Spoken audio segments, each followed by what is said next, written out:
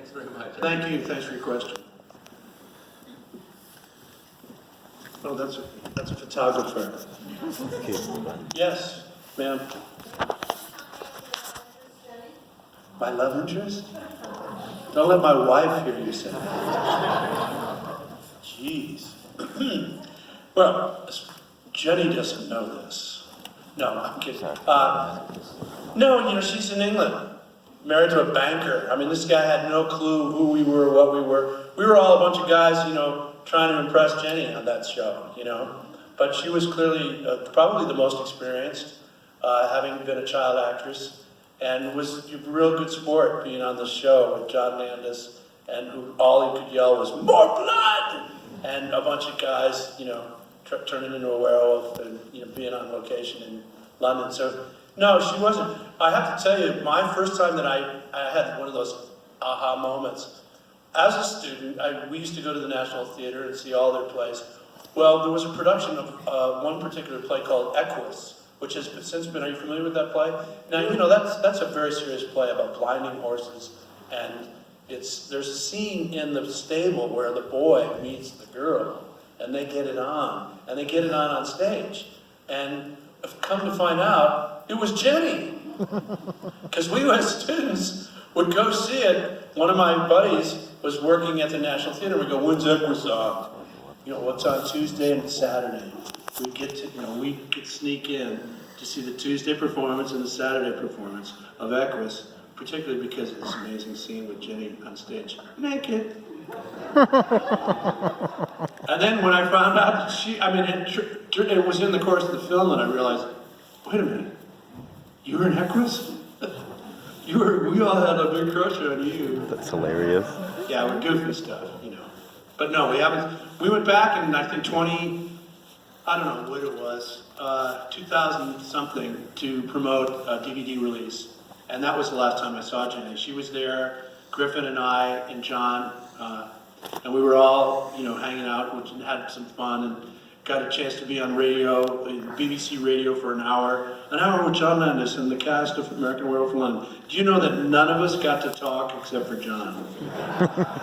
So that's the last time I do a show with John Landis. Just a couple points here. An observation. Do you know, the running joke of "See you next Wednesday" in the Landis movies? Do you know, the origins of it, or? I'm not really, an authority on this, but I believe it was just, he has it and it repeats. Right. And he's a big fan of Alfred Hitchcock and some of the stuff that Hitchcock would do in terms of themes. Landis appears in this movie.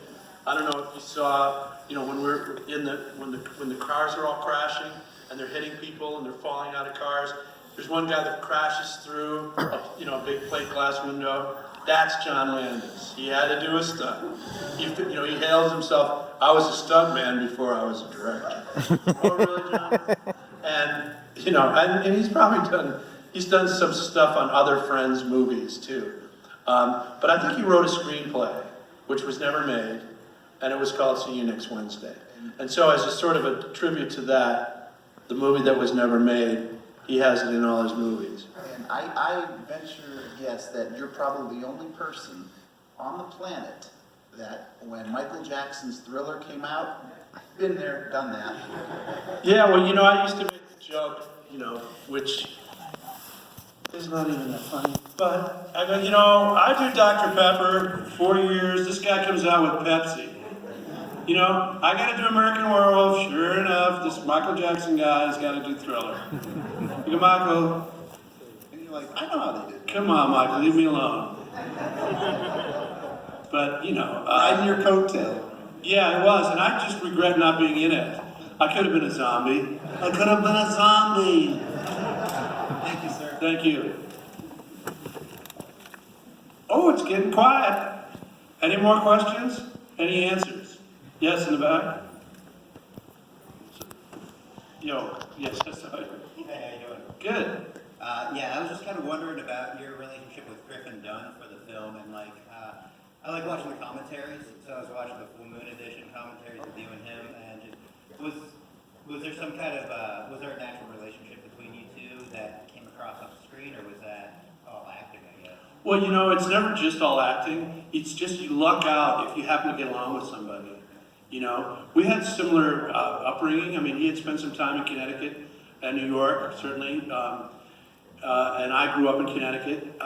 So there was that sort of easy familiarity. There's also what helps is also being in England, and you're the only Americans. So you have a bond there that's already built in.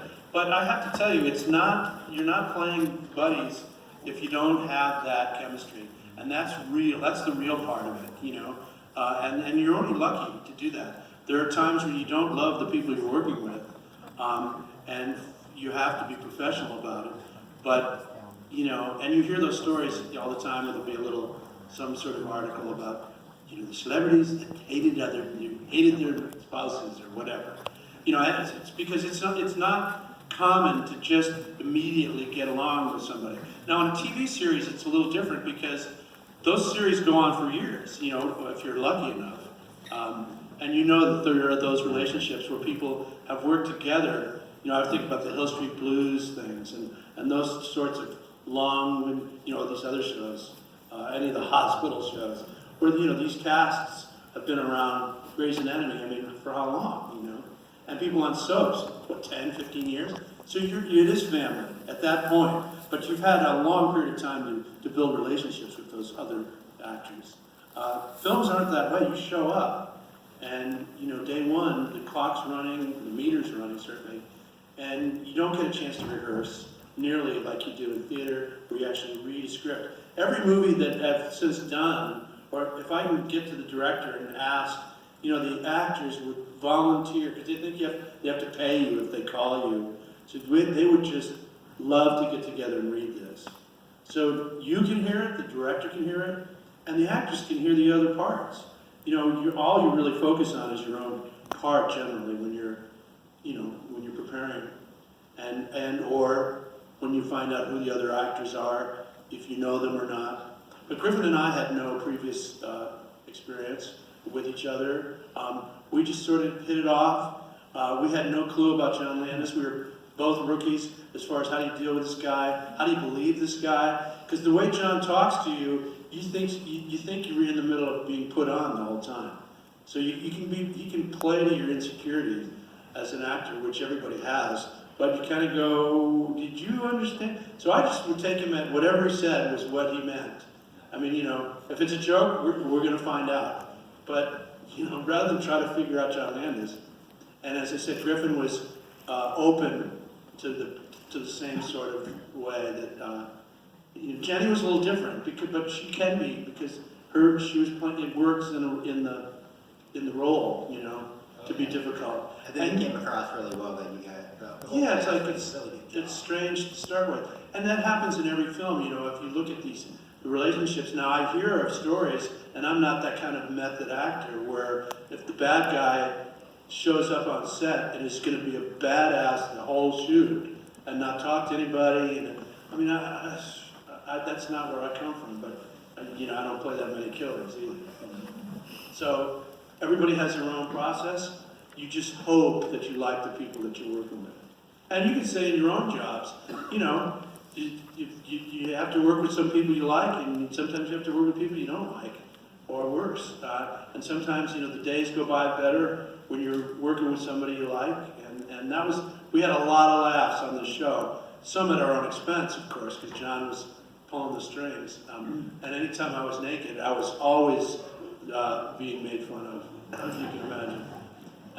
There's things, we're going to start a scene, we're going to run like a deer. I was given that direction, run like a deer. I go, okay, hang on, I got a question.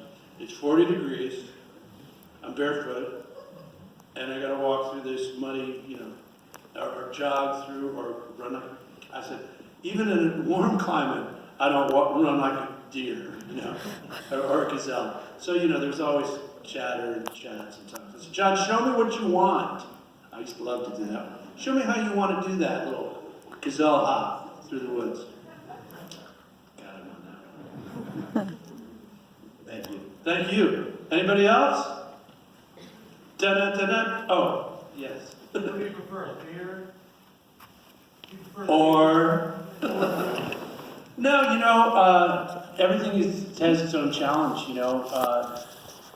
The thing about theater is you can't stay away from it too long or you'll never get back on stage. I know that. I was taught that. And I was trying to think, in fact, tonight, talking to some people about the last time I was on stage. Theater's really cool because it's live and anything can happen on stage. You better be in the moment or it can go by you. The moment comes by, your cue goes by you. I've had those things happen to me on stage. So I don't really have a preference. Film is generally, as they say, the director's medium, so you're there as just a piece of his vision, so you don't get to, at least I don't get to when I'm working, to make all the decisions and calls and know when it's a good take, and I'm not directing the film I'm in, so it's really a director's medium. Theater, when that curtain goes up, you're in charge, it's your show. And that's really, I think, what feeds actors' souls and egos and what have you. But it's a huge challenge. But as many actors have said, as they get older, or at any time, if you've been away from it, it's too terrifying to get back on stage. It just is. I always wanted to do stand-up as just a, what's the most fearful thing you could try? You've done musical theater, I've done commercial stuff, I've done, how about stand-up, open mic night? Not yet.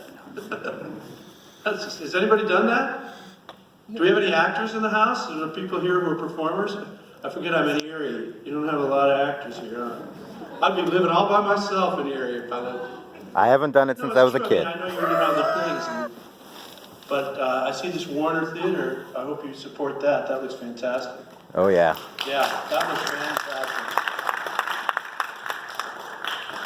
Wouldn't that be cool to do a production here in Eerie, original production, and have it premiere at the Warner Theater?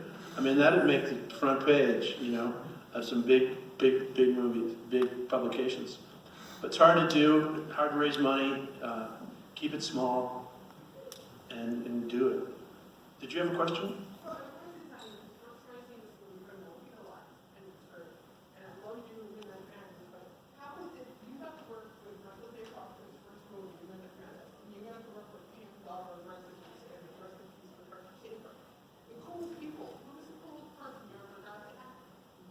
Oh gosh, that's a tough one.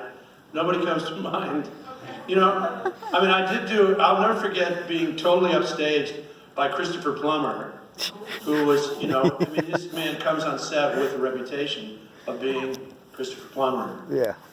And also worked with Kevin Bacon on stage in a play. Nice. And an unknown at the time, Bronson Pinchot, whom I'm sure you remember Bronson Pinchot. And they were unknown. This was like in 1983-4 in New York, an off-Broadway show. Going, this guy Bacon's he's got some chops.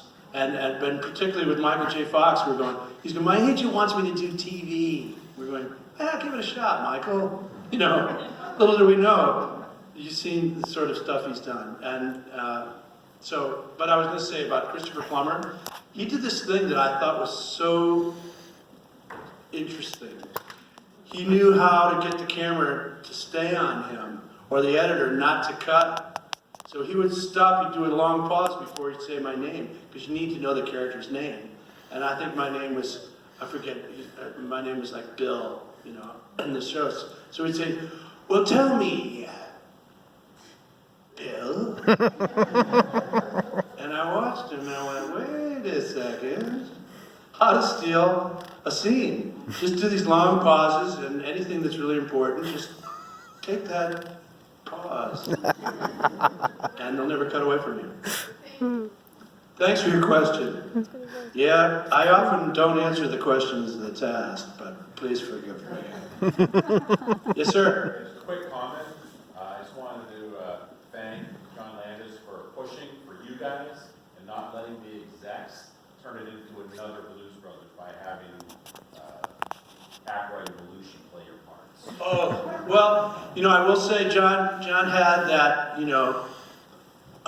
ultimate say as the executive producer, writer, director, and that's really fun and something that I've always really admired, because I've worked with so many others who don't, you know, directors nowadays are hired guns just like actors are hired for the job. They don't have that ultimate authority, so that anytime anything happens, they always have to check with somebody else to see if it's okay. John Landis was not that way, you know. He comes from that school of those directors coming up in the 80s like Steven Spielberg and John, who are ultimate, you know, they're filmmakers. They have the decisions to make. And he was very, you know, he knew, he had all his buddies. I mean, all the guys from Animal House called him up and said, I want to be in that movie. You know, and he was pretty confident in what he was looking for. And we were just lucky. I always felt really lucky by his, you know, just ultimate authority, as was Griffin, I think, too. And then afterwards, we talked about, well, what happens, what about more movies, you know? And we were all, I think our contracts all had multiple films in them, just in the off chance that he wanted to do sequels. And we were going, you know, both Griffin and I went, okay, look, if we get to do this again, we got to talk before you. Because the thought was, we need to renegotiate. Because the makeup was so brutal. It was, you know, unlike anything anybody had talked. You know, you couldn't talk to any other actor who had worked with Rick Baker. Now you can. You know, Eddie Murphy was like, you've seen any of Eddie Murphy's movies where he's in all these different makeups, playing all these different roles. That's all Rick Baker makeup. Yeah. You know, and